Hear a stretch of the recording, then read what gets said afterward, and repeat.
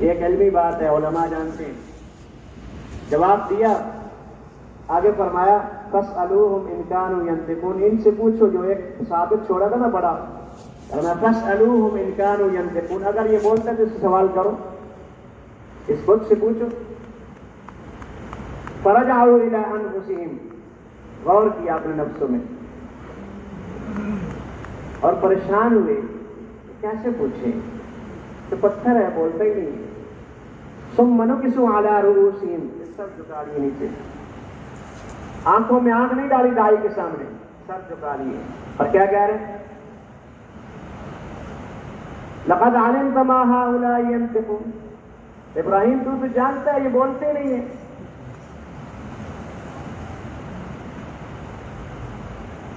اب دعوت میں کون؟ افتعبدون من دون اللہ، نبی کی طاقتور دعوت، افتعبدون من دون اللہ ما لا ينفعكم شيئا ولا يضركم اف لكم ولما تعبدون من دون اللہ افلا تعقلون، کیا اللہ کو چھوڑ کے ایسی کی عبادت کرتے ہو جو تمہیں نہ نفع دے سکتے ہیں نہ نقصان؟ کیوں عبادت کرتے ہو ان کی؟ نہ تمہیں نفع دیتے ہیں نہ تمہیں نقصان دیتے، کیا تمہیں عقل نہیں ہے؟ بجائے اس کے کہ ایک ناصحانہ گفتگو، خیر خواہانہ گفتگو اور نجات دلانے والی گفتگو کو لیتے، اس پر عمل کرتے، اوپر آگے سے کیا کرے؟ حرقوہ وانصروا آلہتکم ان کنتم فاعلین، اس کو جلا ڈالو اور اپنے خداؤں کی مدد کرو اگر کچھ کرنا چاہتے ہو۔ سارا کفر اکٹھا ہے، ایک توحید والے کے مقابلے میں، ایک اللہ کے بندے کے مقابلے میں، ایک اللہ کی طرف بلانے والے کے مقابلے میں سارا کفر جمع ہو گیا،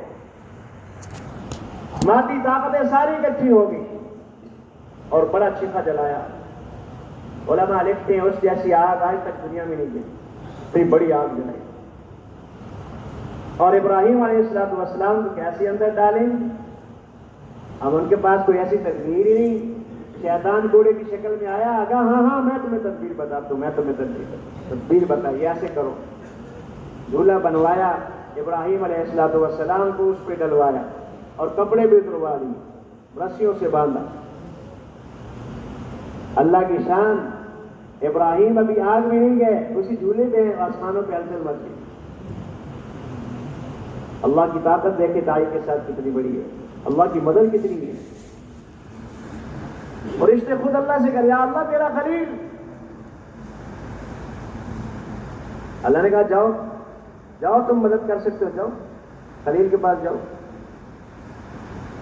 اب فرشتے آ گئے، ابراہیم علیہ السلام کو انہوں نے آگ میں ڈال دیا، آگ جل رہی ہے، زوردار طریقے سے جل رہی ہے۔ ابراہیم علیہ السلام کے جسم پہ جو رسیاں تھی وہ تو جل کے ٹوٹ گئی، لیکن ابراہیم علیہ السلام کا بال بھی ٹیڑھا نہیں ہوا۔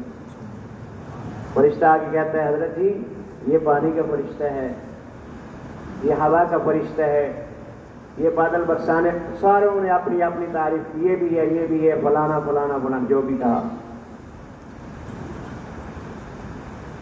تو ابراہیم علیہ السلام نے پوچھا تو کیوں، کس نے بھیجا تمہیں؟ کہتے ہیں ہم خود آئے ہیں، اللہ سے پوچھ کے آئے ہیں۔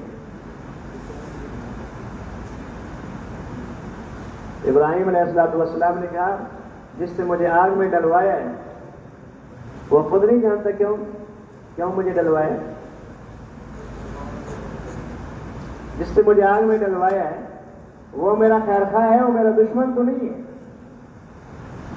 اس کو نہیں پتا، مجھے ضرورت نہیں ہے تمہاری، جاؤ اپنا کام کرو، میں تمہاری حاجت نہیں رکھتا۔ حسبی اللہ و نعم الوکیل، میرے لیے میرا اللہ کافی ہے، بہترین نگہبان ہے میرا، پریشان نہیں ہوئے۔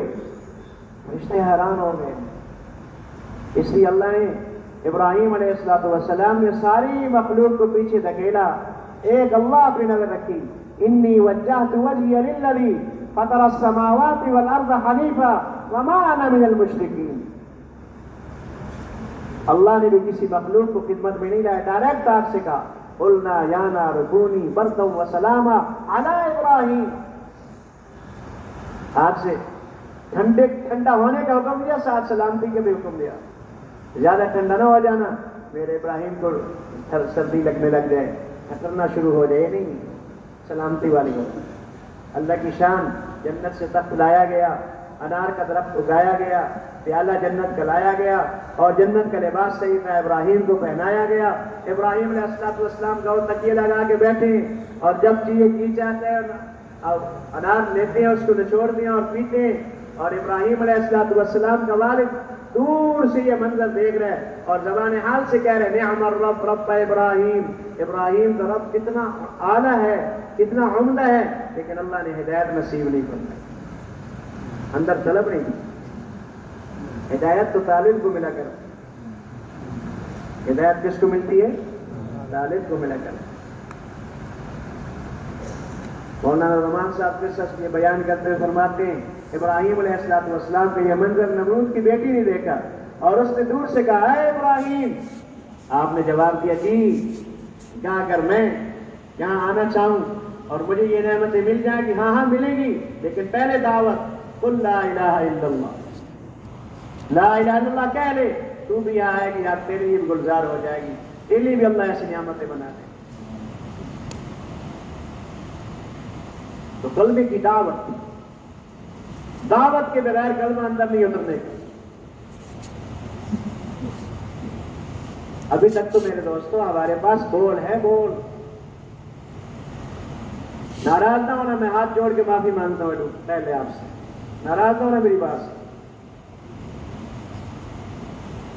ایک اللہ والے تھے، انہیں طوطا پال رکھا اور طوطے کو سکھایا تھا قل لا الہ الا اللہ، کہہ لا الہ الا اللہ، پنجابی میں کہتے ہیں پڑھ لا الہ، میاں مٹھو لا الہ الا اللہ پڑھ۔ اللہ کی شان، جب بلی نے آ کے اس کو پکڑا تھا پہنچا اور پنجرے کو توڑا اور اس کی گچھی کو پکڑا تو اس کے منہ سے نکلے ٹیں ٹیں ٹیں، طوطا تو مر گیا۔ اللہ والے ہر وقت روئیں، پریشان ہوں، مریدین کی بہت ساری قسمیں ہوتی ہیں، کئیوں کے دل میں شیخ کی محبت اس طرح کی ہوتے ہیں، وہ فنا پہ شیخ ہوتے ہیں، شیخ کا دکھ ان کو برداشت ہی نہیں ہوتا۔ ایک تصوف کی لائن کا ایک قصہ ہے یہ۔ خیر، کسی مرید نے بہت کہا حضرت طوطا بھی اور آ جائے گا، پنجرا بھی اور آ جائے گا۔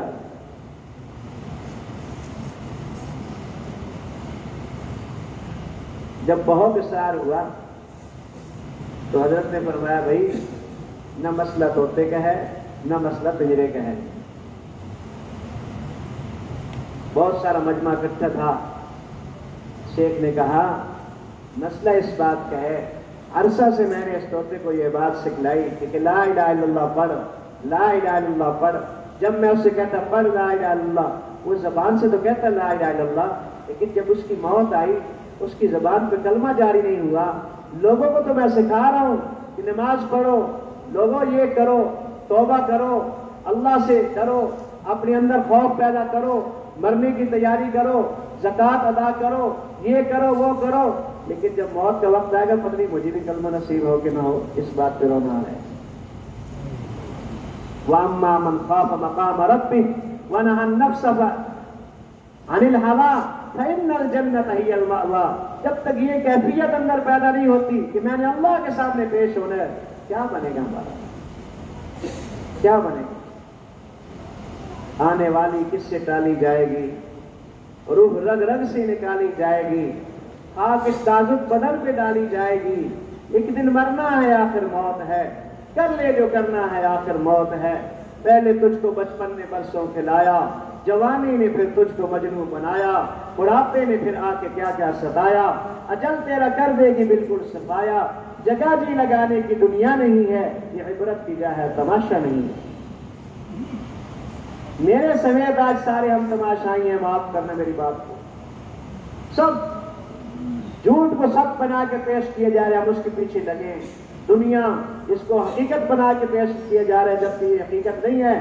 بنانے والا کہہ رہے ہیں وَمَا الْحَيَاةُ الدُّنْيَا إِلَّا مَتَاعُ الْغُرُورِ، یہ سارا دھوکے کا سامان۔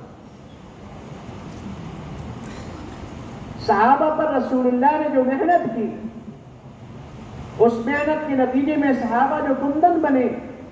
آپ ایک صحابی کا قصہ سنیں جو کسریٰ کے دربار سے مال غنیمت ملا اور سونے کا تاج سر پہ رکھ کے لایا، اور اس نے مال غنیمت کے اندر وہ تاج یوں اٹھا کے یوں پھینکا، اور نگران نے جب اس کو پکڑا اور اس سے پوچھا کہ اتنا قیمتی تاج جس کے بارے میں مورخین نے لکھا ہے کہ اس تاج کے اوپر 27 کلو سونا جڑا ہوا تھا، 13 کلو ہیرے اور جواہرات چڑھے ہوئے تھے، اتنا قیمتی تاج تو نے کیسے پھینک دیا، تجھے نہیں چاہیے تھا؟ اس نے یہ انگلی اوپر کی چھوٹی اور انگلی اوپر کر کے ایک جملہ کہا، اس نے کہا کسرا کا تاج اور میری اس انگلی کا کٹا ہوا ناخن دونوں برابر ہیں۔ دنیا کی بے ثباتی اور دنیا کی بے قیمتی رسول اللہ نے صحابہ کے دل سے کیسے کھینچی، کیسے محنت فرمائی، کیسے اللہ کی عظمت دل میں ڈلوائی۔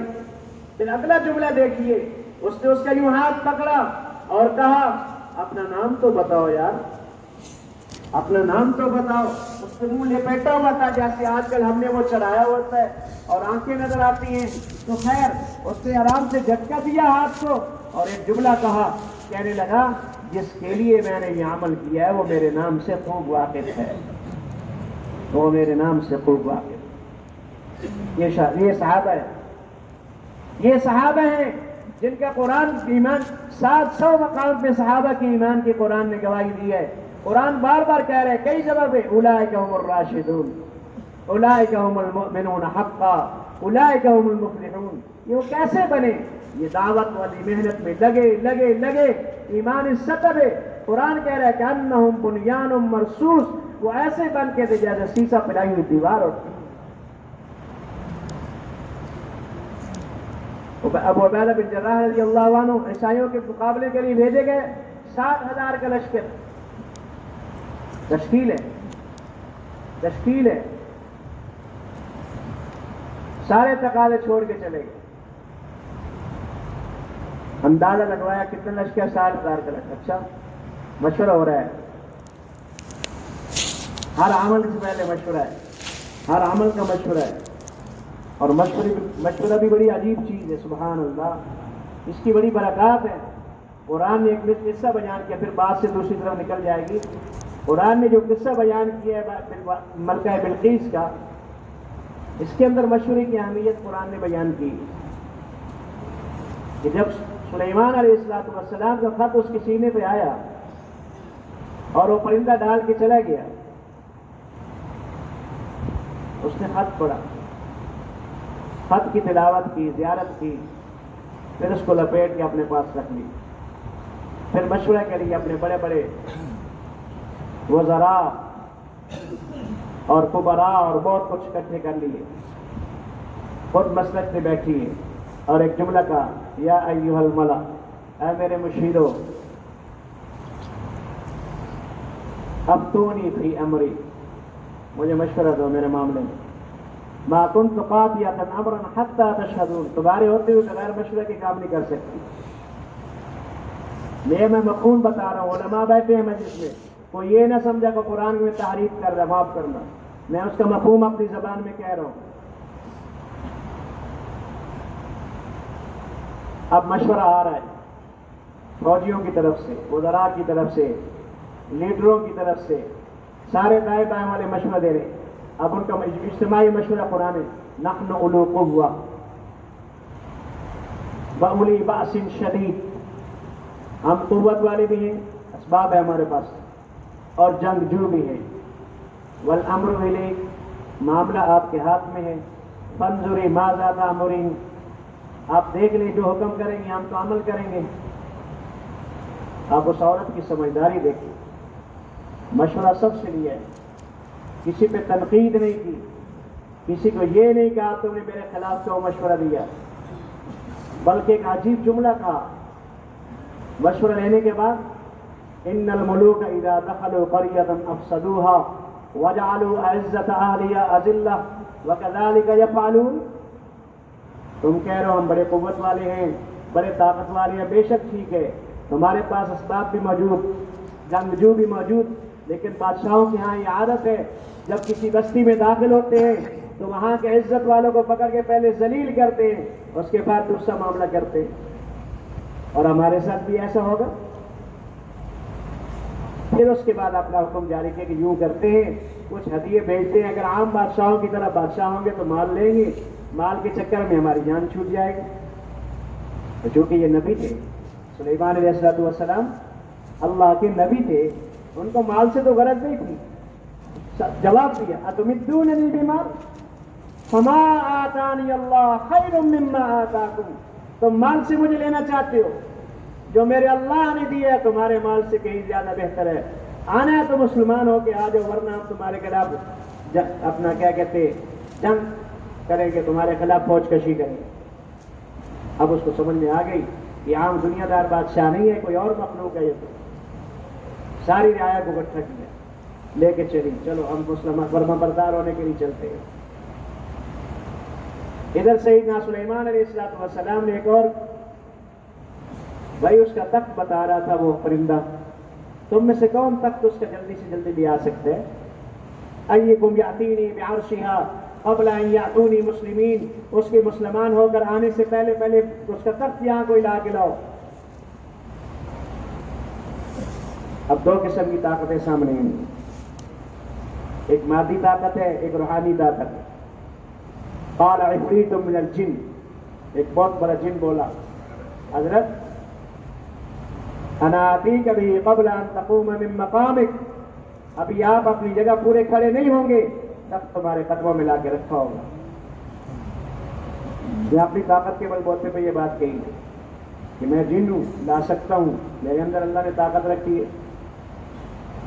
قال الذی عنده علم من الکتاب، ایمان والا بول رہے ہیں، قال الذی عنده علم من الکتاب انا آتیک بہ قبل ان یرتد الیک طرفک. حضرت آنکھ بند کر کے کھولیں گے، سامنے رکھا ہوگا. حضرت نے آنکھ بند کر کے کھولی، باقی سامنے تھا. ایمان کی طاقت پہ لایا ہے، اللہ پہ اعتماد کر کے لایا ہے. فلما رآہ مستقرا، فلما رآہ مستقرا، آگے دیکھا تو پڑا ہوا ہے، کیا کہا؟ یہ نہیں کہا میرا کمال، میری حکومت کا کمال، میرے رعایا کا کمال، میرے فوجی، نہیں نہیں، ھذا من فضل ربی، یہ میرا رب کا احسان ہے. آگے یہ بھی کہا صرف احسان نہیں، لیبلونی، اللہ یہ نعمت دے کے آزمانا چاہتے ہیں، لیبلونی اشکر ام اکفر، کہ میں اللہ کا شکر گزار بندہ بنتا ہوں یا نا شکر بنتا ہوں، اس نعمت پہ اللہ کا شکر کرتا ہوں یا نا شکر کرتا ہوں. یہ اس قصے بہت سارے ایسی عجیب باتیں، اللہ اکبر، کہ نعمت پہ کتنا شکر واجب ہے. اور اس وقت سب سے بڑی نعمت ہر زمانے میں ایمان ہے. ایمان ہے، ایمان. اس کو بچانا سب سے عام مسئلہ ہے، اس کو ساتھ لے کے جانا سب سے عام مسئلہ ہے.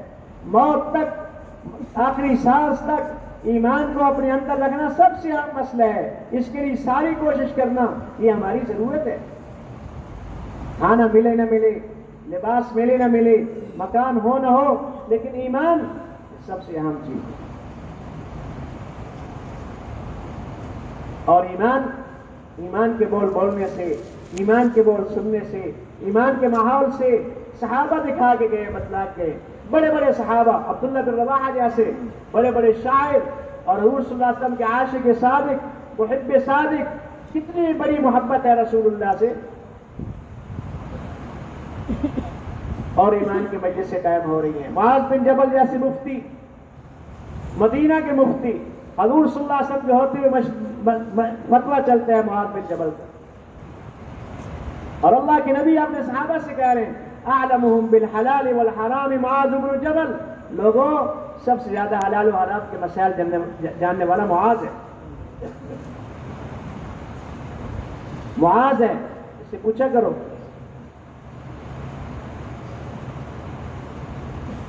معاذ کا ہاتھ پکڑ کے عبداللہ کہا اجلس بنا نؤمن ساعتا یا معاذ، آؤ بیٹھ کے تھوڑی دیر ایمان لیں گے، آؤ تھوڑی دیر بیٹھ کے ایمان لیں.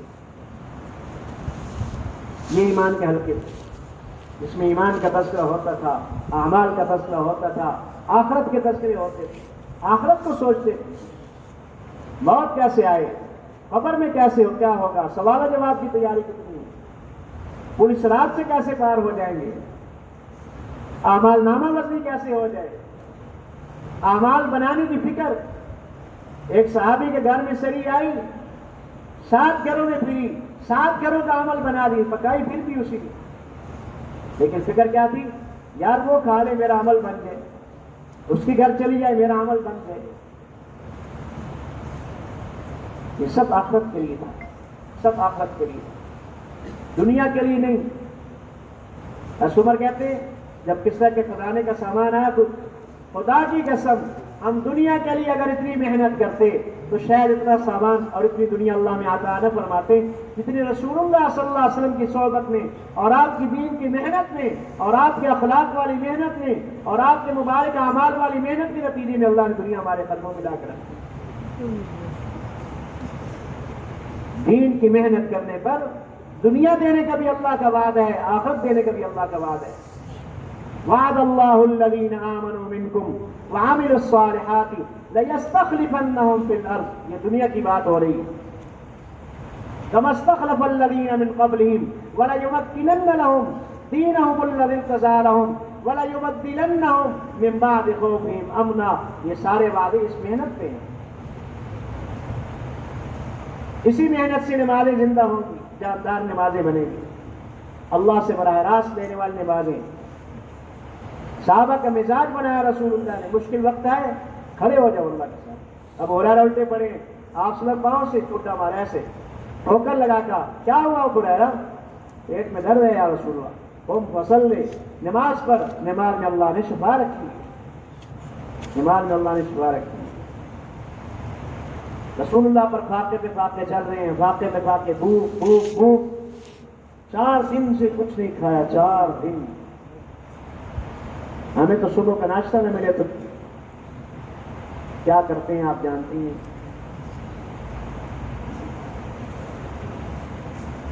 مسجد میں گئے, 2 رکعت پڑھی, دعا کی, آپس ہے نہیں کچھ آیا, تو پھر گئے, پھر دعا کی, پھر بار بار مسجد میں آنا جانا دیکھ کر سیدنا عثمان کو سمجھ میں آئی کہ لگتا ہے رسول اللہ کیا فاقہ چل رہا ہے. ایک بڑی تشت کھانے کی تیار کی اور رسول اللہ کے گھر رکھ کے گئے اور امی عائشہ سے کہا, محبوب پاک کو کہا نا جب بھی کبھی مسئلہ ہو تو ہمیں بتایا کرے. امت کو بتا دیا, غیروں کو نہیں بتانا, اللہ کو بتانا ہے. اور فضیلت سنائی, جس پہ فاقہ آیا 3 دن تک اس نے کسی کے سامنے ذکر نہیں کیا, اللہ پاک اس کی 1 سال کی بابرکت روزی کا انتظام کریں گے. 1 سال کی روزی کا انتظام. نماز کے ذریعے مسئلے آتے. میں وہ بتا رہا تھا, وہ عبیدہ بن جراح کے قیادت میں 60,000 کا لشکر اکیلے خالد بن ولید کھڑے ہوئے. آج ہم ڈرتے ہیں موت سے. خالد کہتے ہیں رب کعبہ کی قسم 80 مرتبہ میں نے اپنی جان ہتھیلی پہ رکھ کے میدان جہاد میں اس نیت سے گھسا ہوں کہ میری موت اللہ کے راستے میں آ جائے, لیکن میرے اللہ نے وہ مقدر نہیں فرمائی. آج میں پلنگ پہ اپنے پاؤں گھسیٹ گھسیٹ کے مر رہا ہوں, کیونکہ رسول اللہ نے فرمایا تھا خالد تو اللہ کی تلوار ہے, اللہ کی تلوار کو کون توڑ سکتا ہے. مرے گا تو پلنگ پہ, مرے گا تو بستر پہ, لیکن کھڑا کل شہداء کے سامنے رہو. یہ بشارتیں ملی ہوئی ہیں, بشارتیں ملی ہوئی ہیں. اسقال نے کہا میں اکیلا کافی حضرت. سامنے اکیلا 60,000 کے مقابلے میں. ایمان کی طاقت دیکھیں, ایمان کی طاقت دیکھیں, صحابی کے ایمان کی طاقت اور رسول اللہ کی صحبت سے بنا ہوا ایمان. یہی خالد غزوہ احد کے اندر جب رسول اللہ کے خلاف 70 صحابہ شہید ہوئے, کتنی بڑی تکلیف ہے آپ سن رہا. ایک بھائی رسول اللہ کے ساتھ ہے, ایک بھائی دشمن ہے, اور اللہ کے نبی تذکرہ کر رہے ہیں کہ مجھے سمجھ نہیں آتی خالد جیسے سمجھدار ابھی تک دین میں داخل نہیں ہوئے. اور مسلمان بھائی جا کے اس کا پیغام دے رہے, تیرے خیرخواہی کی باتیں تو رسول اللہ کی زبان پہ, دعوت جہنم سے بچانے کی فکر. اور روز میں کتنی بڑی تکلیف آئی. اللہ اکبر. آپ صلی اللہ علیہ وسلم حضرت طلحہ کے ہاتھ پہ ہیں, اور طلحہ رضی اللہ عنہ نے ایک ہاتھ رسول اللہ کو اٹھایا ہوا ہے اپنے ہاتھ کے اوپر, اور جب تیر آتا ہے اپنے ہاتھ دوسرے ہاتھ میں سامنے کرتے ڈال بنا کے. قربان جاؤں صحابہ پر, کیا عجیب مخلوق اللہ نے پیدا کی. وہ صحابہ اللہ ان کی قبروں پہ کروڑہ رحمتیں برسائے, اور ہماری طرف سے اپنی شایان شان ان کو عظیم سے نوازے. تو طلحہ رضی اللہ عنہ آنے والے تیر کو یوں روک لیتے، تیر لگتے لگتے لگتے طلحہ کا ہاتھ چھلنی ہو گیا، ہڈی نظر آنے لگ گئی۔ میرے محبوب نے دیکھا، ہاتھ کو پکڑا، اپنے مبارک ہونٹوں سے بوسہ دے کے فرمایا لوگوں جس نے دنیا میں جنت ہی دیکھنا ہو طلحہ کو دیکھے۔ یہ قربانی ہوئی، یہ قربانی ہوئی ہے دین کے۔ یہ قربانی کیوں ہو رہی ہے؟ یہ دین بچ جائے، ہماری جان لگ جائے۔ صحابہ جان کے فیصلے کر چکے تھے، جان دینی ہے، جان دینی ہے۔ اعلان ہو رہا ہے ایک آدمی چاہیے، ایک چاہیے، تشکیل دور ہے اور واپسی کا کوئی پتہ نہیں، واپسی نہیں ہوگی۔ 21 آدمی لکھا ہے کتابوں میں یا 22 آدمی کھڑے ہو، ہم سب تیار ہیں۔ جانا آنے کے ایک نے، جانا ایک نے، اور کھڑے کتنے ہو گئے؟ یہ جذبہ ہے، یہ جذبہ ہے۔ صحابہ یہ چاہتے تھے ہماری جان لگ جائے، اللہ کا دین زندہ ہو جائے، ہماری اولادیں قربان ہو جائے، اللہ کا دین زندہ ہو جائے، ہمارا مال لگ جائے، اللہ کا دین زندہ ہو جائے۔ یہ صحابہ کے جذبے تھے، اللہ ہمیں بھی نصیب ہو۔ صحابیات کی بھی جذبے تھے، صرف مردوں کی نہیں۔ دنیا میں 3 طبقے ہیں، یہ میری بات ذہن میں رکھنا۔ کتنے طبقے ہیں؟ بچے، عورتیں اور مرد، 3 طبقے ہیں۔ جس طبقے میں دین کے اعتبار سے کمزوری آئے گی، کمزوری ہوگی، وہاں سے شیطان گھسے گا، کبھی بھی دین کی محنت کامیاب نہیں ہو سکے، محنت کرنے والا بھی پریشان رہے گا۔ کون سے طبقے؟ ابراہیم علیہ السلام کا واقعہ قرآن نے جو بیان کیا، عجیب، سبحان اللہ۔ اب دیکھیں نا، ابراہیم علیہ السلام کو اللہ کہہ رہے ہیں، خواب میں کہہ رہے ہیں جب اپنے بچے کو ذبح کرو، انی ارا فی المنام انی اذبحک فانظر ماذا تری، میں نے خواب میں دیکھا پیارے بیٹے کہ میں تجھے ذبح کروں، پھر ہی کہہ رہے ہیں۔ اب دیکھو 2 طبقے مضبوط ہیں، بچے کا طبقہ بھی اور باپ کا طبقہ بھی۔ کیا کہہ رہے ہیں؟ افعل ما تؤمر ستجدنی انشاءاللہ من الصابرین۔ اب بڑی جیسے اللہ نے حکم دیا کر گزریے، ان قریب مجھے صبر والا پڑے گا۔ ابراہیم علیہ السلام نے اپنے بیٹے کو تیار کروایا، دوست سے ملاقات کرانے لے کے جانے، اس کو تیار کرو۔ بیوی نے نہلایا، عمدہ لباس پہنایا، خوشبو لگائی، تیار کر کے ابا کے ہاتھ میں دیا۔ ابا نے جاتے جاتے گدال بھی پکڑی، رسی بھی پکڑی اور لے کے جا رہے، شیطان گھر گھسا۔ اب تیسرے طبقے کے پاس آ رہا ہے، اب یہاں سے اس کی شیطانی شروع ہو رہی ہے، شیطان کی شیطنت۔ بی بی جی سے کہہ رہا ہے تجھے پتہ ہے تیرا میاں کہاں لے کے جا رہا ہے اس کو؟ پتہ ہے تجھے؟ تو اپنے دوست سے ملاقات کرانے جا رہے ہیں۔ ارے دوست سے نہیں، ذبح کرنے جا رہا ہے۔ بی بی جی کہہ رہی ہیں بدبخت کمینے، کبھی کوئی اپنی اولاد کو بھی ذبح کرتا ہے؟ اتنے چاؤ سے 80 سال کے بعد، 80 سال کی عمر میں اور بڑھاپے میں اللہ نے بیٹا دیا اور اس کو ذبح کریں گے؟ میں کہا تجھے پتہ ہی نہیں ہے، اس سے ذبح کر دینے۔ بار بار ایک جملہ کہہ رہے اس سے ذبح کرنے، کہہ رہے یہ نہیں ہو سکتا۔ تو بی بی نے پوچھا کیوں ذبح کرنا ہے؟ اب چاروں نہ چار اس کو زبان پہ لانا پڑا کہ اللہ نے اس کو حکم دیا ہے۔ بی بی نے پتھر اٹھا کے مارا اس کو، بدبخت دفع ہو جائے یہاں سے، جب اللہ کا حکم ہے تو ذبح ہونے دو، مجھے کوئی پرواہ نہیں ہے، مجھے کوئی پرواہ نہیں ہے۔ یا یہاں تو دال بھی گلتی۔ تو اسماعیل علیہ السلام جہاں آج کل جمرات ہیں وہاں پہنچے تھے، مکہ سے بیت اللہ سے دور ہو گئے تھے، وہاں آ کے شیطان نے پھر اس بچے پہ حملہ کرنا شروع کیا، کیونکہ دروازہ مضبوط ہے نا، یہ طبقہ مضبوط ہے، یہاں تو دال نہیں گلی، اب یہاں وسوسہ ڈالو۔ شیطان کا کام کیا ہے؟ من شر الوسواس الخناس، بار بار دل میں کھٹکھٹ آئے، تیری نماز ٹھیک نہیں ہو رہی، تیرے قطرے کی بیماری ہے، تیرا اللہ کے راستے میں جانا ٹھیک نہیں ہے، تیرا باپ بیمار ہے، تیرے 4 مہینے لگانا ٹھیک نہیں ہے، تیری بہنیں جوان ہیں۔ یہ سارے وساوس شیطانیاں رکاوٹ بنتے، آڑ بنتے، اور اس طرح کے مسائل۔ تو اسماعیل علیہ السلام کوئی تجھے تیرا ابا ذبح کرنے جا رہا ہے، کیونکہ بچے تھے، ابا سے ابا یہ بابا کیا کہہ رہے ہیں، بڑے میاں کیا کہہ رہے ہیں، کیا کہہ رہے ہیں، پتھر مار اس کبینے کو، جا کے پتھر مارا، مایوس ہو گئے۔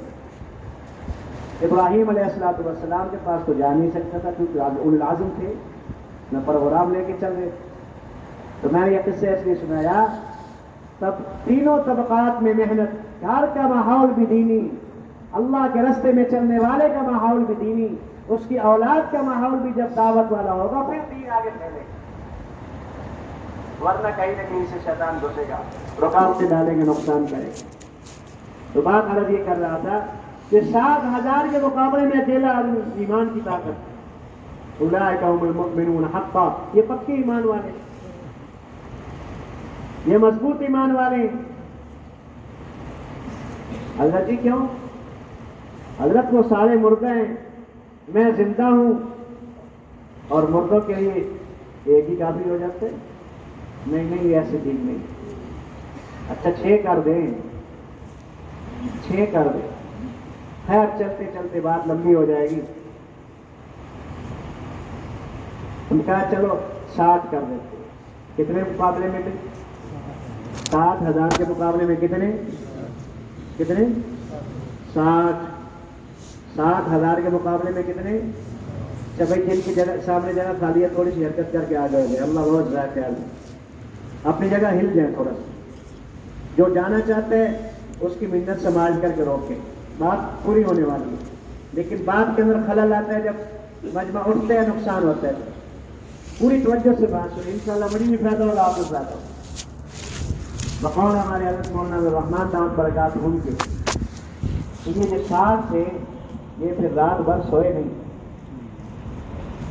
کسی کی رات رکوع میں گزری، کسی کی رات سجدے میں گزری ہے، کسی کی رات جھولیاں پھیلا کے اللہ کے سامنے رونے دھونے میں گزری ہے، کسی کے ہاتھ اٹھے ہوئے تھے، کسی کی زمین پہ پڑے ہوئے تھے، اور اللہ سے ایک ہی بات کر رہے ہیں، اللہ ہم تو کچھ نہیں کر سکتے، ہم تو کچھ نہیں کر سکتے۔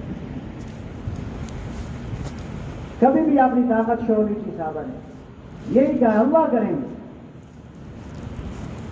اللہ کریں گے، ہمیشہ اللہ کو ساتھ دیا۔ اگلے دن جب میدان لگا، اللہ کی شان، 25,000 کو انہوں نے قتل کیا، اور کچھ انہوں نے قیدی بنائے اور کچھ بھاگ گئے۔ اللہ نے مسلمانوں کو فتح نصیب فرمائی۔ ان کے 6 ساتھی شہید ہوئے، صرف کتنے ساتھی شہید ہوئے؟ تقریباً 6 ساتھی شہید ہوئے۔ تو میرے محترم دوستو بھائیو، مسئلہ حل ہوگا ایمان پر، اور ایمان کے بولنے سے آئے گا، دعوت سے، پھر نماز جاندار بنے گی، پھر ذکر میں اللہ کا دھیان نصیب ہوگا، ذکر توجہ سے کرنے سے اللہ کا دھیان نصیب ہوگا۔ دیکھیے قرآن پاک میں اللہ نے ایمان والوں کو خطاب کیا ہے، یا ایھا الذین آمنوا اذکروا اللہ ذکرا کثیرا، ایمان والوں کثرت سے ذکر کرو۔ پھر ایک بڑی حدیث، بڑی محبوب حدیث ہے، میرے شیخ بھی بڑی محبت سے پڑھتے تھے، مجھے بھی بڑا مزہ آتا ہے جب پڑھتے ہیں، جب انسان ذکر کرتا ہے تو اللہ فرماتے ہیں انا جلیس من ذکرنی، انا جلیس من ذکرنی، جو میرا ذکر کرتا ہے میں اس کا ہم نشین ہو جاتا ہوں۔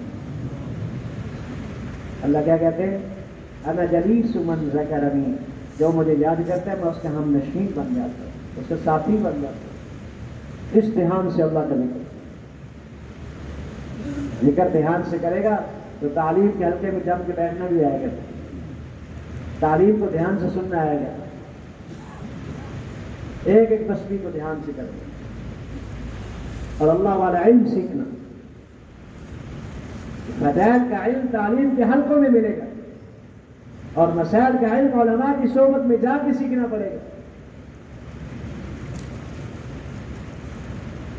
ہمارے یہاں آسان ہے، علماء سے دوستیاں لگا لی، وہ کوئی اپنا سامان خریدنے کے لیے آئے، کھڑے کرے گا، مولوی صاحب ایک مسئلہ ہی دستی جاؤ گے، یہ دین کی ناقدری میں یہ بات آتی ہے، ناراض نہ ہونا میری بات، اگر سے بتانا جائز ہے، حرام نہیں ہے، مفتی نہیں ہوں میں، لیکن یہ ناقدری والی بات۔ قدر کیا ہے؟ دین کی بات کو اہمیت سے سننا، اہمیت سے لینا، اور دل میں عظمت ہو، اور سیکھنے کی نیت سے جب چل کے جائے گا ایک ایک قدم پر ایک مسئلہ پوچھنے کے لیے کیوں نہ جائے، ایک ایک قدم کے ساتھ 100 نیکی لکھی جاتی ہے اس میں۔ علماء کی قدر، علماء اہل علم سے پوچھو کیا قدر ہے۔ النظر الى الخمس عبادہ، حدیث ہے، 5 چیزوں کو دیکھنا عبادت۔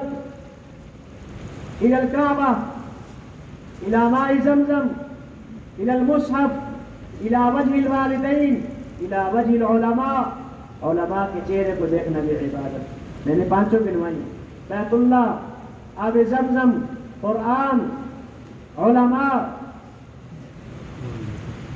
اور والدین۔ علماء کی زیارت کی نیت سے جانا۔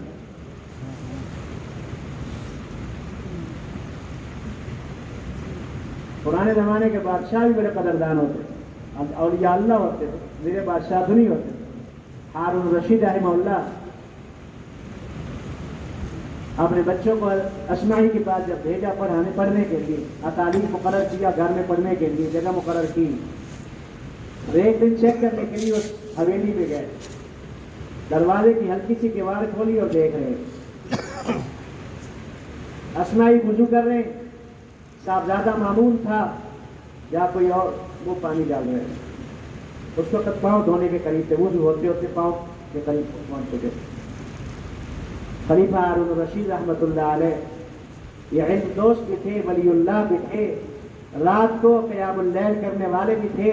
ان کے بارے میں لکھے ہے کم از کم ہر رات 100 رکعت اللہ کے سامنے کھڑے ہو کے پڑھا کرتے، کم از کم 100 رکعت ہر روز، معمول تھا زندگی بھر۔ تو غصے سے بے چین ہو رہے اور چہرے کی کیفیت عجیب ہو رہی، تو پاؤں دھوتے دھوتے استاد کی نظر ایسے دور پڑی تو امیر المومنین پہ نظر پڑی، تو فوراً بولے، دل میں گئی شاید میں اس کے بچے سے خدمت لے رہا ہوں، ہو سکتا ہے ناگواری ہوئی ہو، تو فوراً سوال کر دیا، امیر المومنین خیریت سے ہے؟ تو بڑے گرجدار لہجے میں ہارون رشید رحمہ اللہ نے فرمایا، حضرت آپ میرے بچوں کو ادب نہیں سکھا رہے، آپ میرے بچوں کو ادب نہیں سکھا رہے۔ ادب اور کیا سکھاؤں؟ وضو تو کروا رہے، پانی ڈال رہے ہیں، آپ دیکھیے بچوں کے دل میں دین کی عظمت اور دین والوں کی عظمت کیسے ڈالی جاتی ہے۔ خلیفہ صاحب کہنے لگے، یہ کیا ادب ہوا؟ ادب تو یہ تھا کہ میرا بیٹا ایک ہاتھ سے پاؤں پہ پانی ڈالتا، دوسرے ہاتھ سے اپنے استاد کے پاؤں ملتا، یہ ادب تھا۔ یہ تو پانی ڈالے جا رہے اور آپ اپنے پاؤں کو دھوئے جا رہے۔ تو اس زمانے کے بادشاہوں کے اندر اتنی قدر، شاید ملتا جلتا ایک واقعہ اور کتابوں میں، محمود غزنوی رحمہ اللہ کا نام بڑا مشہور ہے، اور یہ واقعہ کئی دفعہ آپ پہلے شاید سن بھی چکے ہوں۔ ان کے بارے میں لکھے ہے کتابوں میں کہ اپنے بارے میں 3 بدگمانیاں سی رکھتے تھے دل کے اندر۔ ایک یہ تھا کہ پتہ نہیں میں حلالی ہوں کہ حرامی ہوں، کیونکہ بادشاہ عیاش ہوتے ہیں، آزاد ہوتے ہیں، ان کی زندگی ایسی ہوتی ہے، پتہ نہیں میرے بارے میں میری زندگی کیسی ہے، ڈر لگتا ہے، ایسے دل میں خوف سا رہتا ہے۔ نمبر 2، یہ حدیث جو علماء بیان کرتے ہیں، العلماء ورثۃ الانبیاء، یہ حدیث بھی مجھے تشفی نہیں ہے، اس لیے کہ انبیاء تو چناؤ ہے خدا بندی، اللہ کا چناؤ ہوتے ہیں ہم نبی۔ ان اللہ اصطفى آدم ونوح آل ابراہیم آل عمران علی العالمین۔ مولوی نبی کا وارث، یہ بھی سمجھ میں نہیں آتی۔ اور تیسرا ہر وقت خوف رہتا تھا، پتہ نہیں میرے اللہ مجھے معاف کریں گے کہ نہیں، بخشش ہوگی کہ نہیں ہوگی۔ ایک رات اللہ کی شان، یہ خدا دوست لوگ ہوتے تھے، رات کو اپنی رعایا کا حال دریافت کرتے تھے کہ ہماری رعایا کے سال میں، تو دیکھتے دیکھتے اپنے اس بالا خانے میں ایک روشندان سے دیکھا، ایک بتی ہے اور وہاں ایک آدمی آتا ہے، کتاب کھولتا ہے، بند کرتا ہے، چلے جاتا ہے، پھر آتا ہے، کھولتا ہے، کیوں پوری رات یہ معاملہ دیکھتے ہیں۔ اللہ کی شان، صبح کو اپنے خادم سے کہا، وہ فلانا دیا جو اس زمانے کے اندر، اور اس کو تاپ کہتے ہیں عربی میں، تاپ، وہ اسٹون لگا کے اس کے اوپر ڈبہ سا ہوتا ہے، اس میں دیا جلایا جاتا ہے، وہ روئی والا دیا، پرانے زمانے کے دیا، جدید لوگ تو جانتے نہیں ہیں، تو اس کے پاس بھیجا اور یہ معاملہ دیکھنے کے لیے کہ وہ اس آدمی کو بلا کے لاؤ. خیر مختصر اس کو بلا کے لایا گیا. بھائی یہ رات بھر یہ کیا معاملہ رہا کہ آپ آتے کتاب دیکھتے پھر چلے جاتے پھر آتے، کیوں ساری رات آنا جانا رہا، کیا مسئلہ ہے؟ تو اس نے بادشاہ سلامت کو آداب کہے، شاہی آداب، اور درخواست کی کہ حضرت جی میں تو طالب علم ہوں، حدیث کا طالب علم ہوں، اور میرے پاس دیے کا انتظام نہیں ہے، رات لمبی ہے، سردی کی رات ہے، اور میں حدیث دیکھتا رہتا ہوں. جب سخت سردی پڑتی ہے، جسم کھٹنا شروع ہوتا ہے، میں بستر میں چلا جاتا ہوں، پھر حرارت آتی ہے، تھوڑی سی جسم سکون پکڑتا ہے، پھر کتاب لے کے آتا ہوں، پھر پڑھتا ہوں، پھر واپس چلا جاتا ہوں. یوں اس طرح رات بھی تمام ہو جاتی ہے، میرا مطالعہ بھی تمام ہو جاتا ہے. تو سلطان کو بڑا رحم آیا اور خادم سے کہا جب تک یہ مولوی صاحب اپنا علم مکمل نہیں کر لیتے اس وقت تک ان کے تیل اور دیے کا جتنا خرچہ ہے وہ میرے ذاتی مال میں سے ان کو دیا کرنا. یہ اکرام کیا، جو ہمارا چوتھا نمبر ہے تبلیغ کا اکرام. تو ایک عالم کا اکرام کیا. اللہ کی شان، سلطان رات کو سو گئے. نبی کریم صلی اللہ علیہ وسلم کی خواب میں زیارت ہوئی. اب وہ 3 سوال جو میں نے شروع میں دہرائے تھے ان کا جواب آ رہا ہے. اللہ کے نبی نے پکارا، اے سبکتگین کے بیٹے. سبکتگین کے باپ کا نام تھا، یعنی باپ کا نام لے کے بتایا کہ تو حلالی ہے. اے سبکتگین کے بیٹے، تو نے وارث سے نبی کا اکرام کیا، اللہ نے تیری بخشش کر دی. تینوں سوالوں کا جواب ہو گیا. تو علماء کے پاس علم سیکھنے کے لیے جانا، مسئلہ پوچھنے کے لیے جانا، دین کی بات سیکھنے کے لیے جانا، دین کے آداب سیکھنا، معاشرتی زندگی سیکھنا، معاملاتی زندگی سیکھنا، خاص طور پہ ماشاءاللہ نوجوان مجمع ہے، شادی سے پہلے شادی کے بعد والی زندگی سیکھنا یہ ضرورت ہے. آج جو معاشرے کے اندر طلاق کی شرح واقع ہو رہی ہے اسی جہالت کی وجہ سے ہو رہی. پتہ ہی نہیں ہے بیوی کے ساتھ کیا معاملہ. معاشرت کا دین، ایسے معاملات کا دین ہم حرام طریقے سے سودا. علماء کی مجلس کا اتنا فائدہ ہوتا ہے. دلی کے اندر نظام الدین یا غالباً ہندوستان میں ریڑھی والا ریڑھی لگا کے کھڑا، پیاز اور آلو لے کے. ایک محدث کبیر عالم دارالعلوم سے سبق پڑھا کے نکلے، بغل میں حدیث کی کتاب ہے ایسے، اور اس سے کہا 2 آنے کے آلو دے دو، 2 آنے کے پیاز دے دو. اس زمانے میں یہی قیمت ہوا کرتی تھی. اس سے پیاز بھی دیے، آلو بھی دیے، کپڑے میں باندھ لیے، اور جب جیب میں ہاتھ ڈالا تو پیسے نہیں تھے. تو ریڑھی والے سے کہا کہ میں گھر جا کے پیسے بھجوا دیتا ہوں. تو ریڑھی والا کیا کہہ رہے ہیں، مولانا میرا اور آپ کا معاملہ ٹھیک نہیں ہوا، میرا اور آپ کا معاملہ ٹھیک نہیں ہوا.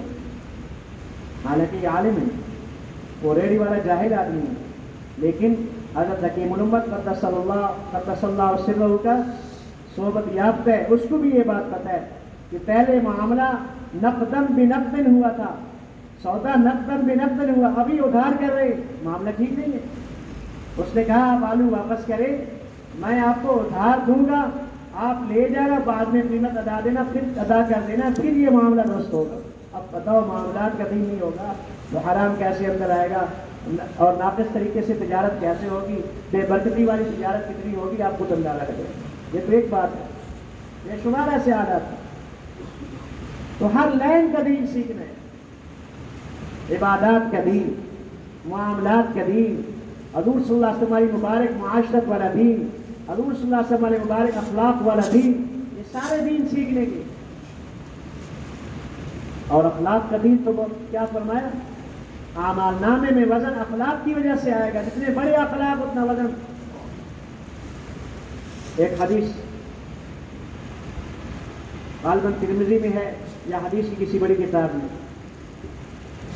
ایک آدمی کا نام اعمال پیش ہوگا، بہت ساری نمازیں، بہت سارے تہجد، بہت کچھ تقوی کے انبار ہیں بظاہر صورتاً، لیکن زبان اتنی سخت ہے جہاں بھی بولتے ہیں دل ٹکڑے ٹکڑے ہو جاتے ہیں، جہاں بھی بولتے ہیں جدا کر کے رکھ دیتے ہیں، توڑ بنا دیتے ہیں۔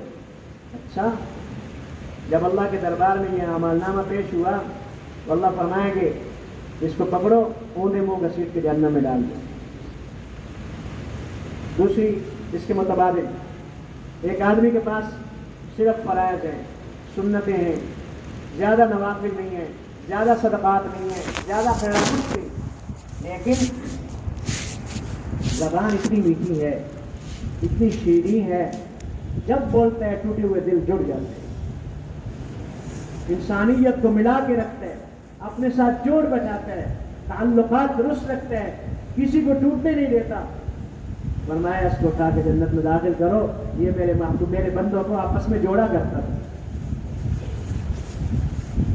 معاذ بن جبل جب یمن تشکیل ہو گئی تو حضور صلی اللہ علیہ وسلم نے بہت ساری حدیث میں بے شمار وصیت ہے، یہ بھی کرنا، یہ بھی کرنا۔ اخیر کے اندر ایک جو نصیحت فرمائی جو سب سے اہم ہے، جو میری بھی ضرورت ہے آپ کی بھی، اللہ کے نبی نے زبان سے نہیں بلکہ عملاً دکھایا۔ زبان پیر نکالی، ایوں پکڑا، یہ دیکھ میرے منظر ایسے، پھر جملہ فرمایا کف لسانک یا معاذ، اے معاذ اپنی زبان پہ قابو رکھنا، اے معاذ اپنی زبان پہ قابو رکھنا۔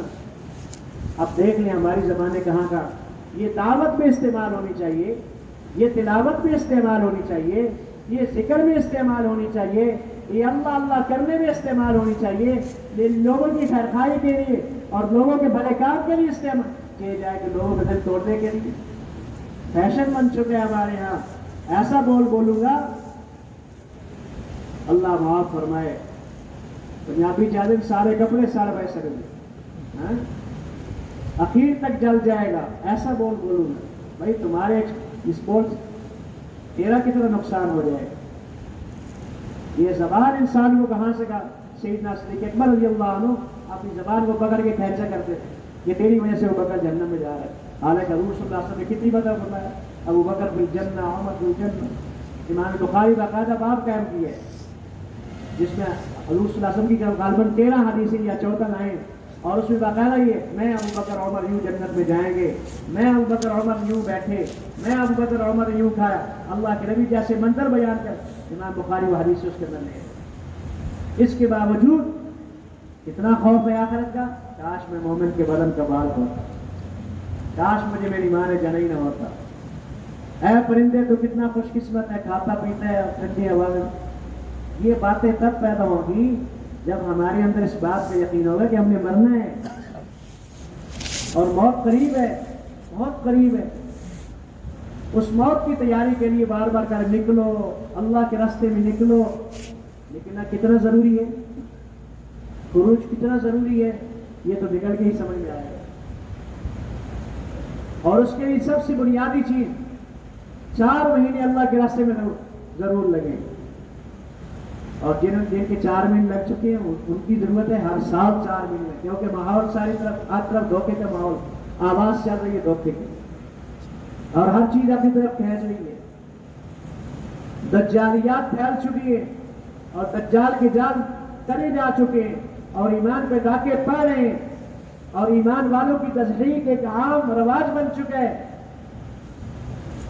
اور دعوت کا ماحول کمزور ہے۔ اس لیے میرے محترم دوستو نکلنا بڑا ضروری ہے، نکلے بغیر چارہ نہیں، نکلے بغیر چارہ۔ یہ تو اللہ بھلا کرے، ہماری تازگی کراتے رہتے ہیں۔ رائے وڈ والے ساری اپنا سب کچھ چھوڑ کے بیٹھے ہیں، رائے وڈ میں گھر بار چھوڑ کے بیٹھے ہیں۔ کتنے ایسے جنہوں نے قبریں وہاں بنا لی، رائے وڈ کے ساتھ قبریں بنی پڑی، اور کتنے ایسے جن کے اللہ کے راستے میں قبریں بن گئی۔ ہمارے اپنے میرے ایک ساتھی چنیور کے مولی طاہر صاحب 7 مہینے کے سفر میں جا رہے تھے، ہم بھی کس سفر سے واپس 10 کی بات تو ملے۔ میں نے کہا مولوی صاحب سرانے چل رہے، نہیں یمن کا سفر ہے۔ چہرے پہ عجیب سی مسکراہٹ، کہتا ہے میرے لیے دعا کرنا، میرا ساتھی، ہم سبق ساتھی، مل کے ہم امدادیوں میں پڑھتے۔ اللہ کی شان، یمن کے اندر وہاں جمعے والے دن جب شب جمعہ تھی، شب جمعہ پہ گئے، بخار ہوا، اللہ نے شب جمعہ پہ انتقال اور ساتھ کفن بھی لے کے گیا۔ وہ کیسا جذبہ ہے، کفن ساتھ لے کے گیا، کفن ساتھ لے کے گیا ہوا۔ ساتھیوں نے کہا مولوی صاحب نے ہمیں بتایا تھا، میں گھر سے کفن ساتھ لے کے آیا ہوں اور امید ہے میری موت اللہ کے راستے میں آئے گی، اسی میں دفن کرنا۔ وہاں کے عربوں نے کہا نہیں نہیں، پاکستان کا کفن پرے کرو، ہم وہ چادریں دیں گے جو رسول اللہ نے اپنے لیے منگوائی تھی، سعولیہ کی چادریں جو حضور صلی اللہ علیہ وسلم کو جن میں کفن دیا گیا تھا، ہم مولانا کو اس میں کفن دیں گے۔ اور انہوں نے بڑے اعزاز کے ساتھ وہاں دفن اللہ کے راستے میں قبر کریں۔ تو ہم بھی نیت کریں، یہاں اور نیتیں ہیں، وہ ساری نیتوں سے مقدم نیت دین کی محنت کے لیے میں اپنے آپ کو، اپنی اولاد کو، اپنے جان مال کو 100% لگانے کے لیے تیار ہوں۔ کیوں بھی تیار ہے انشاءاللہ؟ اور صرف پاکستان میں نہیں، دنیا کے آخری کنارے تک۔ کیوں یہ سب کا جذبہ ہے دنیا کے آخری کنارے تک جانا ہے؟ تو بھائی اس کے لیے بنیادی پاسپورٹ سب سے پہلے 4 مہینے لگانے، اور جن کے 4 مہینے لگ چکے ہیں دنیا ترس رہی ہے۔ آج جو بڑے ملک سفر کر کے آتے ہیں ان کی کارگزاریاں سنا کریں، لوگ کتنا انتظار کر رہے ہیں۔ پاکستانی جماعتوں کا تو استقبال ہی عجیب، لوگ ترستے ہیں پاکستان والے آئے، ان کی قربانیاں، ان کی مجاہدے، ان کی مشقتیں، ان کی دن کی محنت، ان کے رات کا رونا۔ چند ساتھی جاتے ہیں، چند لوگ ان کا نام بھول جاتے ہیں، لیکن ان کی محنت پتہ نہیں کب تک باقی رہتی۔ اس لیے میرے محترم دوستوں، یہ میری بھی ضرورت ہے۔ آپ دیکھیں نا، حضور صلی اللہ علیہ وسلم نے یہ اعلان فرمایا تھا اس وقت مینا کے اندر، اس کے مکہ کے بازار میں، بیٹی تیرے باپ کا دین ہر کچے پکے مکان تک پہنچ کے رہے گا۔ یہ اعلان ہے نا حضور کا۔ حضور صلی اللہ علیہ وسلم حجاز کے دائرے میں نکلے، بڑے سے بڑا سفر آپ کا کیا ہے؟ تبوک کا ہے۔ علماء بیٹھے ہیں، سارا کسی پوچھتے ہیں، لمبے سے لمبا سفر مکہ میں طیب کا اور مدینہ میں تبوک کا ہے بس۔ لیکن دین خلفائے اربعہ کے زمانے میں، عثمان کے زمانے میں تمہارے پشاور تک دین پہنچ چکا تھا۔ پشاور کے راجہ یہ دین میں داخل ہو چکے، کچھ لوگ یہاں راجے داخل نہیں ہوئے، کچھ لوگ داخل ہوئے اور راجے جزیہ لیا کرتے۔ سیدنا معاویہ رضی اللہ عنہ کی نگرانی میں جزیہ لیا جاتا۔ جب یزید حکمران بنا اور اس کا جو قاصد آیا تو ہندوستان اور افغانستان کے راجاؤں نے یہ کہا، وہ لوگ جن کے جسم میں پورا لباس نہیں ہوتا تھا، جن کے پاؤں میں پورا جوتا نہیں ہوتا تھا، جن کی کھال خشک تھی، جن کے سر کے بال بکھرے ہوئے ہوتے تھے، وہ کہاں چلے گئے؟ وہ گھوڑے پر سوار تھا، اس پہ خوبصورت زربت لباس پہنا ہوا تھا، اوپر بڑی پچ کلا رکھی ہوئی تھی اور ہاتھ میں تلوار تھی، اور بڑا چلا کے اس نے کہا ان کا زمانہ چلا گیا۔ آگے سے افغانستان کے ان راجاؤں نے اپنی کرسیوں پر، اپنی سیٹوں پر بیٹھے ہوئے بڑے بے دھڑک ہو کے کہا، اگر ان کا زمانہ چلا گیا تو تمہارا زمانہ بھی ہمیں قبول نہیں ہے، جاؤ دفع ہو جاؤ، ہم تمہیں جزیہ دینے کے لیے تیار نہیں۔ اس نے پوچھا وجہ کیا ہے؟ ان کے پاس تو ایسا لباس بھی نہیں تھا، ایسی سواریاں بھی نہیں تھی۔ تو وہاں کے راجاؤں نے بتایا، اگرچہ ان کے جسم پہ لباس نہیں تھا، لیکن ان کے اوپر، ان کے چہرے اوپر ایمان کی حلاوت اور تراوٹ، جسم خشک، بال بکھرے ہوئے، پاؤں میں پورا جوتا نہیں، جسم پہ پورا لباس نہیں، لیکن ایمان کا اتنا روب، اکیلا آدمی، یوں لگتا تھا کہ پوری فوج آ رہی ہے اور ہمیں ختم کر کے رکھ دے گی۔ اس کے ڈر کی وجہ سے ہم پہلے جزیہ نکال کر ان کے قدموں میں رکھتے تھے، لے جاؤ اپنے علاقے میں، ہمیں امن سے رہنا۔ یہ ایمان کی طاقت، صحابہ کی محنت، اور صحابہ نے سیدنا امیر معاویہ رضی اللہ عنہ نے 2500 صحابہ کی تشکیل کی، جو اس علاقے سے آپ پشاور، پھر لاہور، پھر بھائی پھیرو، یوں چلتے چلتے پھر محبوب کوٹ، سندھ کے اندر آج بھی 3 صحابہ ہیں، معاذ بن جوہنی، عمر بن حبسہ، عمر بن وہب۔ یہ حضرت لاہوری رحمۃ اللہ علیہ نے ان تینوں کے نام ذکر کیے تھے، فرمایا یہ 3 صحابہ یہاں آرام فرما رہے ہیں، معاذ جوہنی، عمر بن حبسہ اور عمر بن وہب رضی اللہ عنہ۔ انہوں نے قبریں پاکستان میں بنا لی، لیکن دین کی محنت کرتے کرتے دنیا میں پھرے۔ تو آپ بھی یہ جذبہ رکھتے ہیں انشاءاللہ، تو فرمایا اللہ آپ کو چاہے